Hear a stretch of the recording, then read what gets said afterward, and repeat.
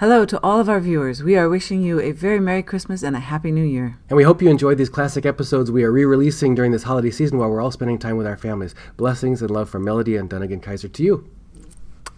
One of the most important things when it comes to defending yourself. The amount of stress on your body and your mind is incredible, even in a very short fight.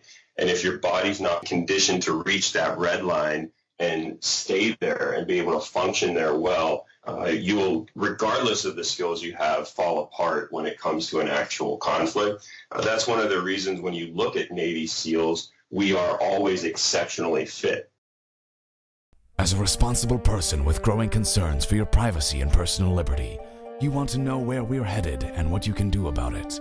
We ask the experts what you need to do to take prudent and responsible action to safeguard your family's wealth and well-being, and what basic first steps will help you to be aware and prepared. ReluctantPreppers.com. Welcome back, Reluctant Preppers. Our special guest today is retired Navy SEAL Lieutenant Larry Yatch, co-founder of Sealed Mindset, who spends his professional time now training ordinary civilians and groups in leadership, fitness, and preparedness for self-defense situations. Larry, thank you for joining us. I'm really glad to be here. I wonder if before we get started with our specific questions, if you could just take a couple minutes to help our viewers understand your mission and your perspective and what your service is that you provide to your clients. No problem. I have to say, embarrassingly enough, my journey started in third grade when I saw Top Gun and decided I wanted to be a fighter pilot. So it's all Tom Cruise's fault. And then in seventh grade, I actually found out about the Navy SEALs. And at that point, I'd already been on the path to trying to get to the Naval Academy. And I did get into the Naval Academy, graduated, and was successful in getting a Naval Special Warfare billet to go to SEAL training right out of the Academy. Went through SEAL training, graduated in 1999, and was assigned to SEAL Team 3 on the West Coast. SEAL Team 3 at the time was responsible for the Middle East. Went on my first deployment, was lucky enough to be able to get into action right away. And then when I got home from that deployment, 3 days later, September 11th happened. So obviously being assigned to a team responsible for the Middle East post 9/11 meant that I was very busy for the rest of my career. I was injured a number of times and found myself lying in a hospital bed in Bethesda, and the surgeon had come in and told me that I couldn't be a SEAL anymore, that I was going to be physically unfit to be in the Navy. And my wife, who was my fiance at the time, she has a master's degree in international terrorism from Georgetown, and she saw that I was lost, not knowing what I was going to do, and she knew that I was dedicated to protection, to protecting not only our country, our way of life, but my fellow SEALs. And she knew I would not be fulfilled unless I was doing something along those lines. And so she came up with a concept that if I was able to leverage my experiences and my knowledge of it as an officer in the SEAL teams, use her to help me translate that, we could have the same desired effect of protecting the country. But instead of doing it on the front lines, we do it one person at a time through education. And that was the start of Sealed Mindset. And can you give us a rough idea about how long that's been in place and the types of training that you provide there? Definitely. We've had an evolution in our business. We started in 2000, it would have been 2008. And we started initially with training for corporations. Then we moved to Minnesota and started our actual facility. So we have a over 10,000 square foot training facility based out of Minneapolis, Minnesota, where we run on average 140 individual training events every month, everything from fitness through martial arts and firearms training. Our basic mission, as I explained it, is to leverage Navy SEAL lessons to help individuals overcome challenges. And with that mission, it's a broad enough mission that we actually try to impact society on as many levels as possible. So we have our actual facility where we do our physical training, martial arts, fitness, firearms training, all focused on self-defense. We have a school program that we facilitate in the local schools. We had over 1,000 kids graduate from that program this last summer. That was based on leadership development. So I view keeping society safe both through teaching physical skills, but more importantly, conditioning the mind as well. So we have access through teachers and through the curriculum we write to next year be close to 5,000 kids. And then the final part of our business is corporate programs. So we work with corporations in the area, mostly on leadership development and contingency planning. From the standpoint of an individual homeowner, a family leader who wants to make sure that they do the steps that they can do to keep themselves and their spouse and their children and their household safe, what are some of the first few key educational or mindset areas that you approach with people? I believe in what I've found with most of the clients that we work with that are concerned with those areas. We need to help them make a big mindset shift. Most people that are attempting to protect their family, their house, to prepare, find that they focus on things. So they focus on hardening their house. They focus on purchasing items to help them be safe. They purchase firearms or tools to defend themselves. But what they do the least of, which is actually, I believe, the most important, is actually train. Knowledge will always overrule hardware when it comes to staying safe. And once we can show that through education you can keep yourself and your family safer, because your education can be applied to almost any situation, whereas specific tools only work in specific scenarios, we see the biggest gains. So the first step is shifting to finding the right training. And by no means am I saying that we are the only ones that do that. There is really good training opportunities in almost any part of the country, and it just takes a little bit of effort to search them out. So what types of training are the ones that are top of mind in your approach that you think people should really look at taking on? One of the big ones, and this one is would usually be seen as a little bit less obvious, is physical fitness. Being fit and being functionally fit, being able to do functional work is going to be one of the most important things when it comes to defending yourself. The amount of stress on your body and your mind is incredible, even in a very short fight. And if your body's not prepared to reach, it isn't conditioned to reach that red line and stay there and be able to function there well, you will, regardless of the skills you have, fall apart when it comes to an actual conflict. That's one of the reasons when you look at Navy SEALs, we are always exceptionally fit. It isn't because we need that fitness to do our jobs. It's because that fitness provides us the right mentality, the right mindset, and the ability to perform under great stress. So let's start with fitness. Then from there, going into unarmed self-defense. You can't always rely on tools to protect yourself. So being able to get a firm base in functional unarmed self-defense, and again, that can be found in many different places. When you're looking for that, make sure that you're not looking at places that provide a study in an art form. There's martial arts, and the martial arts is a lot about discipline and history, and those things are great and good to study, but being able to functionally use the work is a different thing. The other one to steer clear of, or at least understand if you're using it, is the sport-based martial arts. With the increase of MMA, mixed martial arts, you can find good fight gyms all over the country, but it is really sport-based. So finding a good self-defense based system. And then the last thing is tools. As individuals, we're always going to be limited physically. We'll have capabilities and limitations, and depending on our strength, our age, our knowledge, our capabilities and limitations will increase or decrease. And that means that at some point, all of us are going to rely on some form of tools to keep ourselves safe. And those tools could be non-lethal tools. They could be edged weapons. They could be firearms. And being able to get a good education in the use of all of those different tools will increase your capability to keep yourself safe.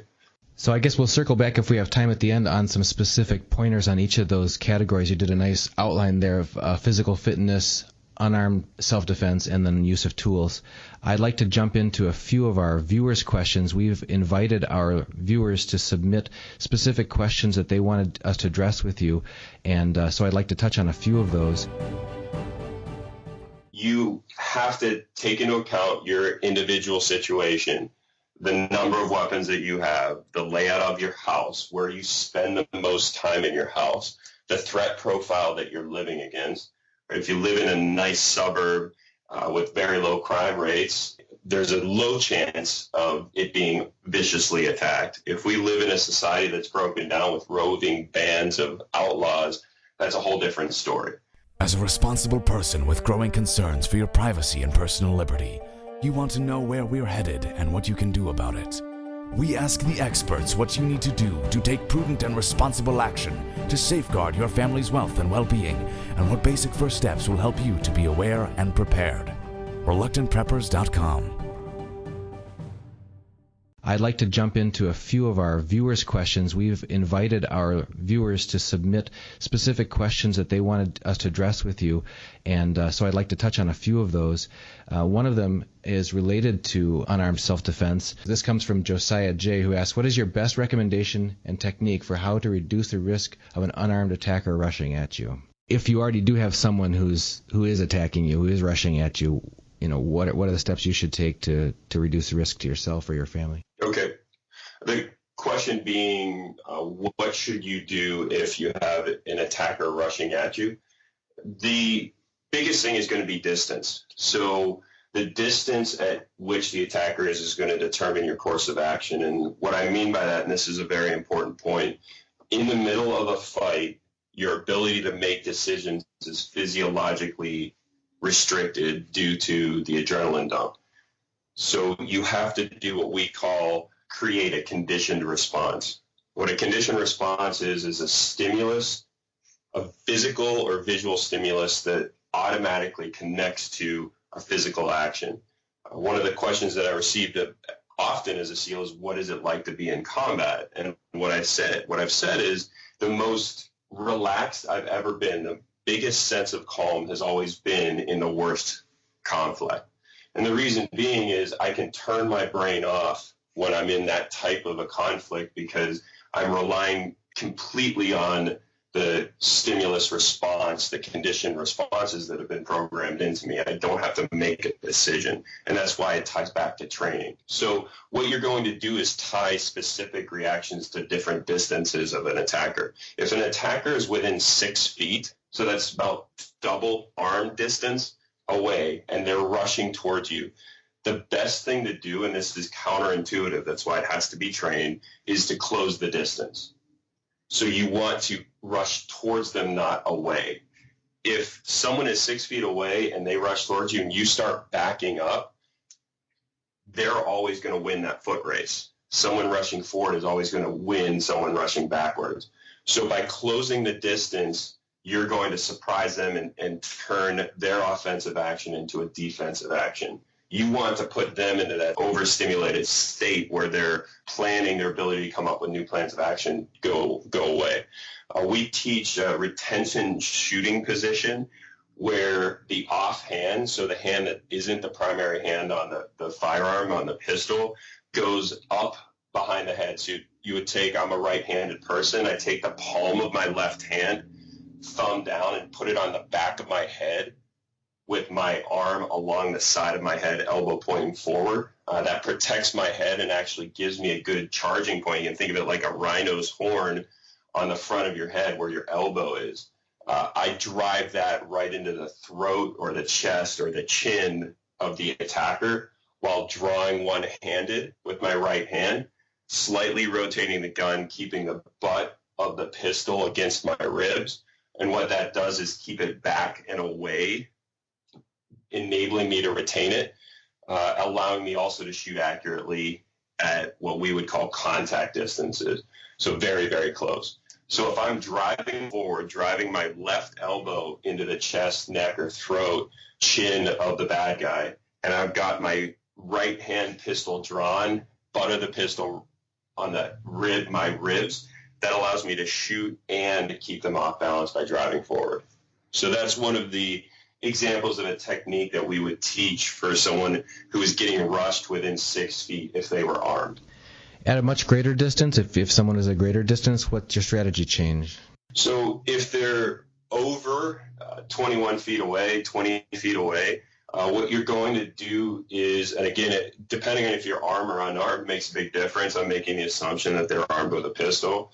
If they're armed with a pistol at that distance, we're going to do what we call offline movement. So if I run straight backwards, even at 20-some feet, they're going to win. If I run to the side, directly to the side, I can't move very quickly, and it allows them to track very easily to that distance. Offline movement is what's called flanking movement. So what I want to do is get to their side or their rear. So I'm going to be rushing in an arc to either one of their sides. It's kind of a forward 45-degree arcing movement. That arcing movement allows you to gain the advantage of having to make them twist, as well as they can't decrease the distance very quickly because of the rotational movement. Now, a related question from a different viewer, Kaiser Johnson, asks, how do you prevent a knife or firearm from being taken from you and used against you? One-word answer, training. So I can give you, as I just did, that technique of getting into that retention position with the offhand behind the head, elbow forward, pistol drawn, rotated out, pressed against the ribs in a retention type position. That's a technique that works in that situation. But the ability to do that under stress, especially reacting to a threat without thinking, takes a whole lot of training.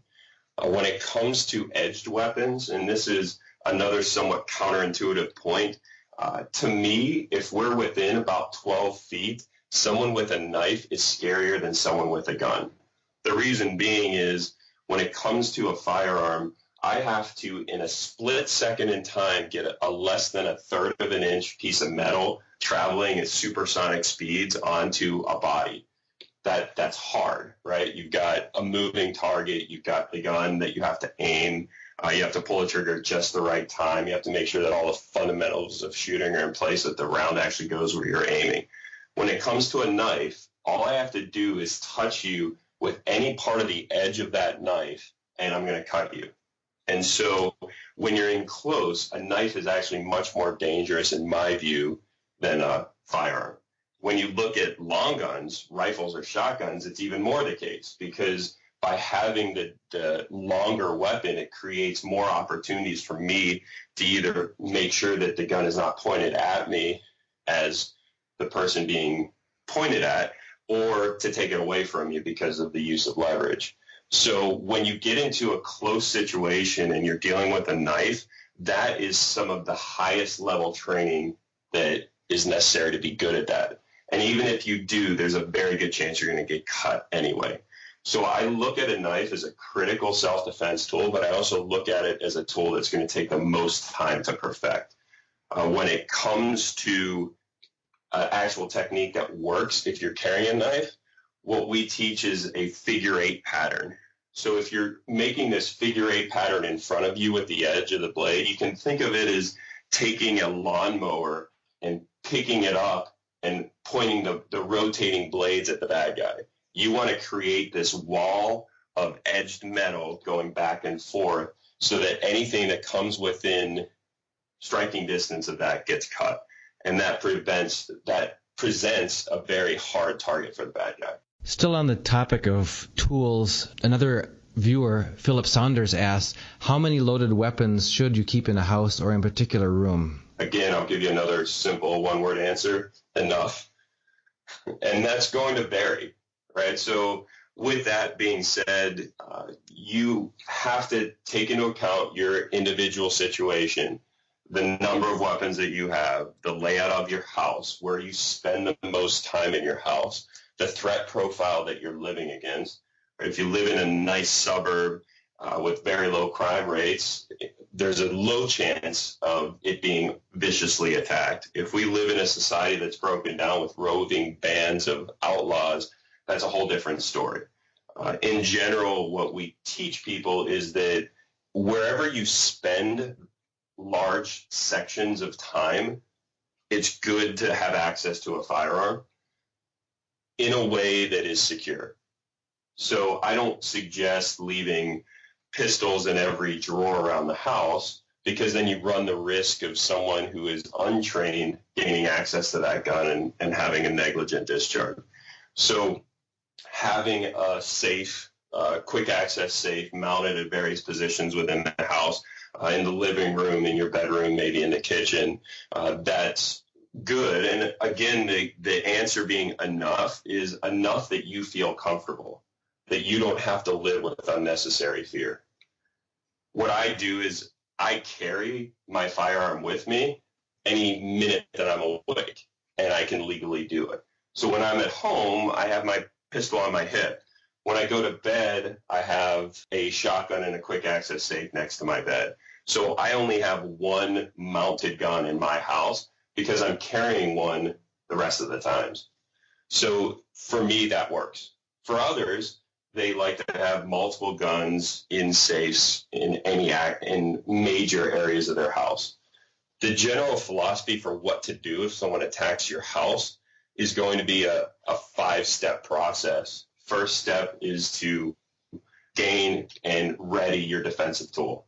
So if my house comes under attack, the first thing I'm going to do is make sure that I have a defensive tool ready and in my hand. The second step is to barricade. Barricade yourself in a position, put something in between you and that threat.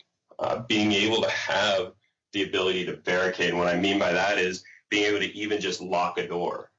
Most people's bedrooms are unable to be locked other than those little door locks. In all the bedrooms in our house, we have deadbolts and solid core doors with solid wood frames.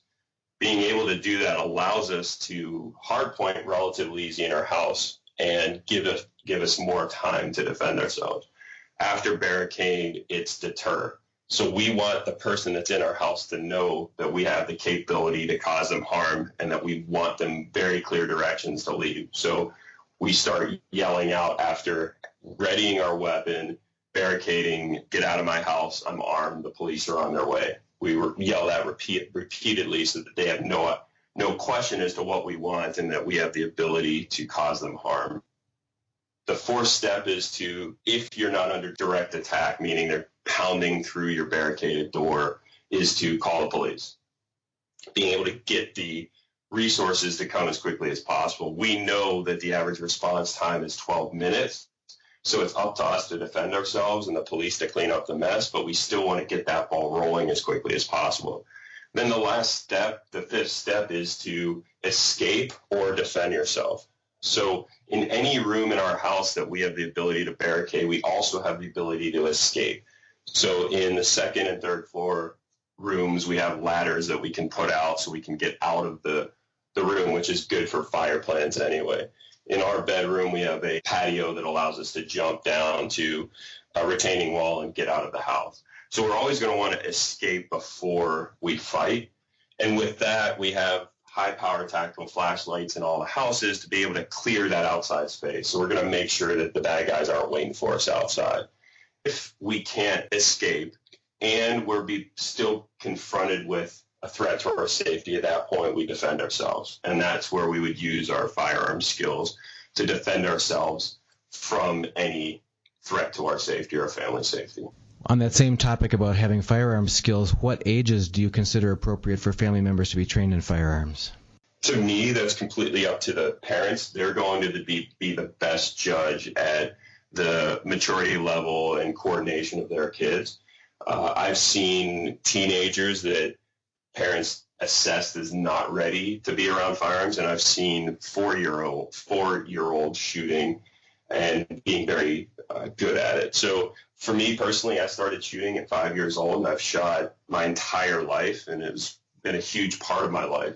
So to me, it's really up to the parents to assess not only the maturity level of their children, but also their physical skill level. But as early as they can start them, the better. Firearms are a wonderful thing. The ability to be in the shooting sports is great. I know here in Minnesota, the largest growing sport in high school is the shotgun sports, skeet trap, sporting clays. So being able to expose your children early on to firearms is also one of the best ways to keep them safe. The more that you keep firearms away from them and hide them in the closet, lock them up, the more that the children are going to be inclined to go and see them. You also can't account for what would happen in other houses. You may secure your firearms well, but your son's friend may not. And if you don't fill their minds with proper firearms handling, proper firearms safety, the ability to shoot safely, that black hole, that void is going to be filled with something, and generally it's filled with popular culture. And if you want your child to be educated by what's on TV as to how to handle firearms, you're setting yourself up for a big problem. So the best way to keep your kids safe around firearms is through education, through exposure at a very early age.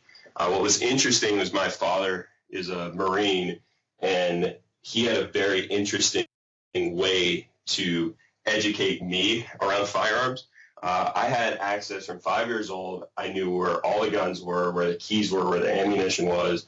And at any point in time, I could ask my dad to see the guns. I could have them come out. I could show them to a friend. But there was a caveat.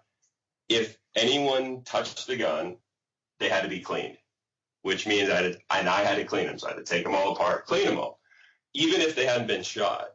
And his point in doing that was twofold. One, to give me access whenever I wanted. Two, to have guns become a regular tool. It was no different than a screwdriver because I had to take them all apart. I had to clean them repetitively. The funny part about this is I get to the Naval Academy my freshman year, and they issue me my drill rifle, which is a demilitarized M1 Garand, so I couldn't even shoot it. And as soon as they gave it to me, I asked them, I said, where's the cleaning kit? And they looked at me like I was nuts. I said, well, I'm touching it. I need to clean the gun, right? You need to clean it. And so I got made fun of quite a bit my freshman year just because I honestly thought up until high school that if you touched the gun, you had to clean it. So it was, but it is a good way to get exposure to the kids as well as educate them in how they work. Larry, if we could circle back just for a few minutes on some of the first points that people should make when wanting to improve their physical fitness, specifically related for their readiness for keeping themselves and their families protected. What are the first few things that they should look at? When it comes to physical fitness, you heard me say a couple times functional fitness. Functional fitness is different than traditional fitness. So our bodies are made to do certain movements. Our bodies were not designed to do things like bicep curls. If you look at what you do on a daily basis, you rarely stand there and curl something. But we do things like pick stuff off of the ground and put them above our head. Those are functional movements. There are various physical training systems that base what they do on functional fitness. One of the big ones is CrossFit. That is purely functional. So it's body weight exercises, Olympic lifts, deadlifts, squats are all functional movements done at very varied systems at high intensity.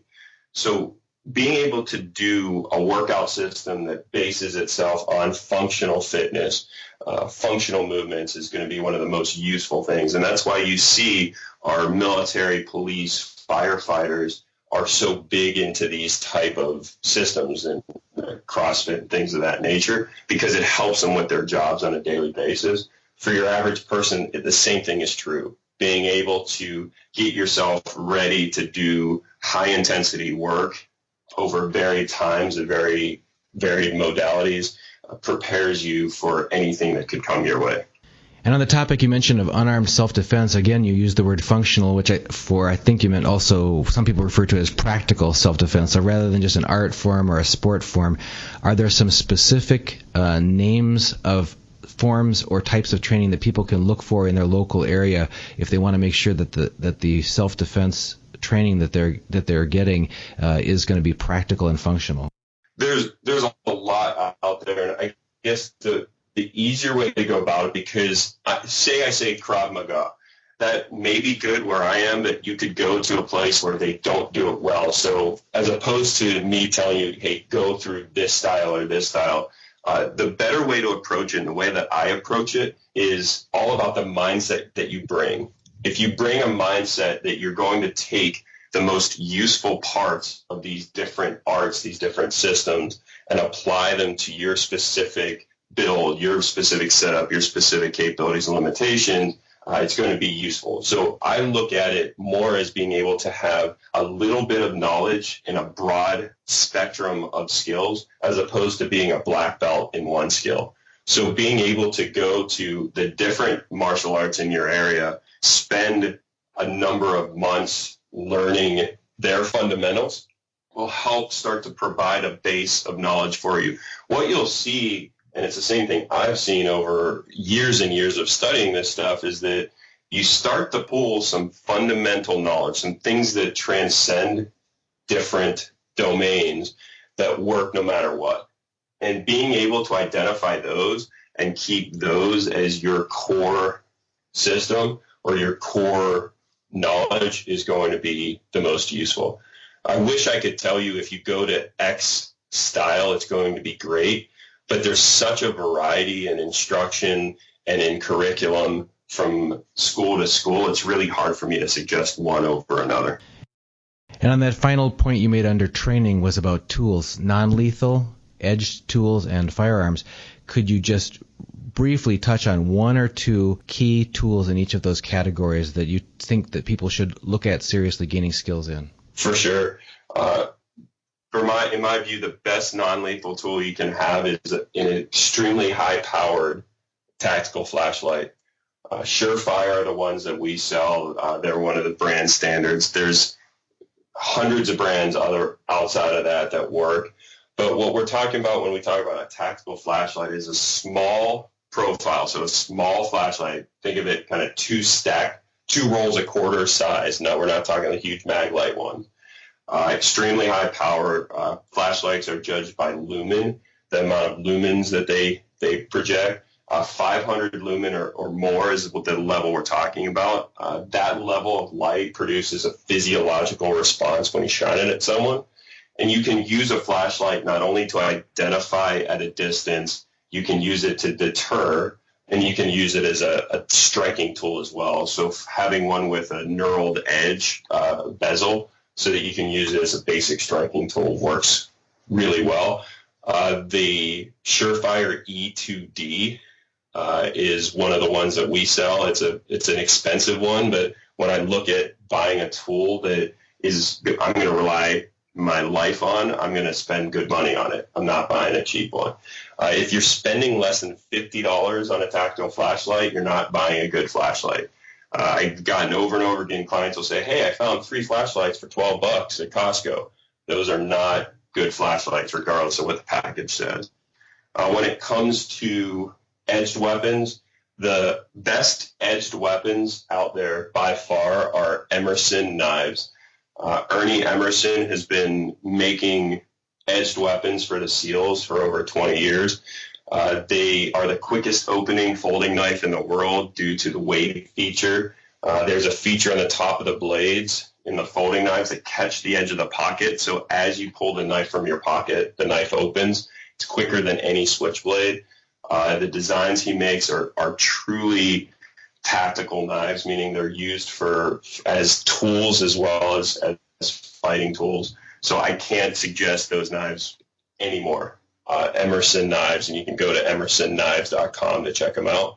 When it comes to firearms, the best home defense firearm is going to be a modern sporting rifle or an AR-15 style rifle. Reason being is it's low recoil, high accuracy, and you have the ability to choose rounds that won't go through walls. Generally, really light, fat varmint rounds are the best, plastic tipped rounds, because they won't go through multiple layers of drywall. They also have AR-15 style guns chambered in 9mm, which can be really good. All of our AR-15s that we make and sell are from JP Arms, based out of Hugo, Minnesota. I believe that JP makes the best AR-15s on the market. There's a couple companies that come close, but I really believe that his cross between functionality and accuracy is unparalleled. But getting a good AR-15 is a really good home defense tool as long as you have the right rounds. Normal ball rounds, your normal rounds will go through 3 or 4 walls. So you have to be careful to get the right round. In general, an AR-15 is better than a shotgun just because of the size factor as well as the ease of use, whereas a shotgun is going to be great for the man of the house, but not so good for the woman of the house. When it comes to pistols, we only sell Glocks. The reason why is that Glocks are the best gun right now for personal self-defense. If something came out that was better, I'd go to it. You can absolutely destroy a Glock, and it's still going to work. Our first prototype Glocks that we had built, we shot 40,000 rounds through and didn't put 1 drop of oil in it, didn't clean it, just straight unbelievable. Take any other gun and put that amount of rounds through, and you're going to have problems. We had to replace the springs at 35,000 rounds, but that was it. So that's pretty much at least as we go. And you can go to SealedMindset.com under our products page and see all of those products. You don't have to buy them from us, but at least you can get an idea of exactly what I'm talking about. Before we let you go, how can people who don't live in the Minneapolis area get more information from the information and training that you provide at Sealed Mindset? A couple things. Like I said, my mission after being medically retired was to educate as many people as possible in the United States in the effort to stabilize the country and make sure that the right people have the right education to keep themselves and their neighbors safe. So we've actively worked to be able to provide an opportunity for as many people as possible to gain access to what we do.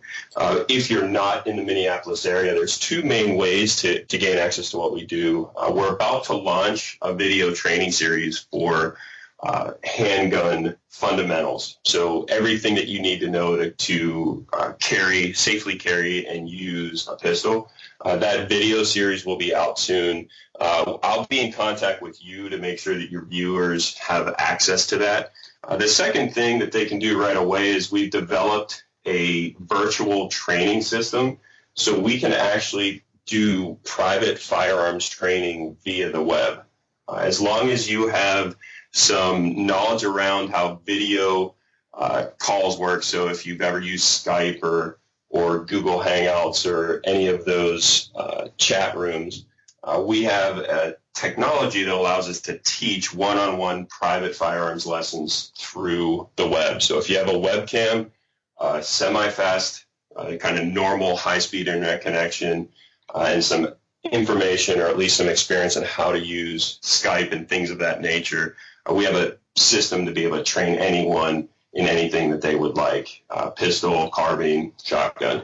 And so if you're interested in that, go to SealedMindset.com and call our front desk line and they'll set you up. Excellent. And we'll make sure that we present our viewers with access to the video series once you have that finalized as well. Definitely. So thank you very much, Larry Yatch of Sealed Mindset, for being our guest today. We look forward to any follow-up questions our viewers may have with you and any information that you'll be sending us on your video series going forward. Thank you for the role and the mission that you have of educating our nation on preparedness and readiness and all the education that you provide. Thank you for having me, and thank you for what you do and being able to provide a means to communicate all of these great lessons to our great country.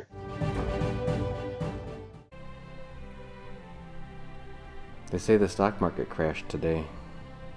Yeah, I heard that. Sounds like people's retirement accounts and savings accounts are going to get bailed into the banks. Yeah. Looks like pension plans and Social Security are going to get suspended too. I know. Sure, I'm glad we decided to put our money into gold and silver instead. Me too.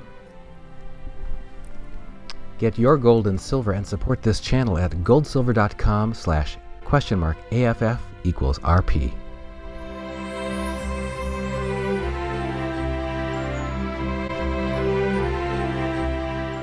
Please help us grow by subscribing today at patreon.com/reluctantpreppers.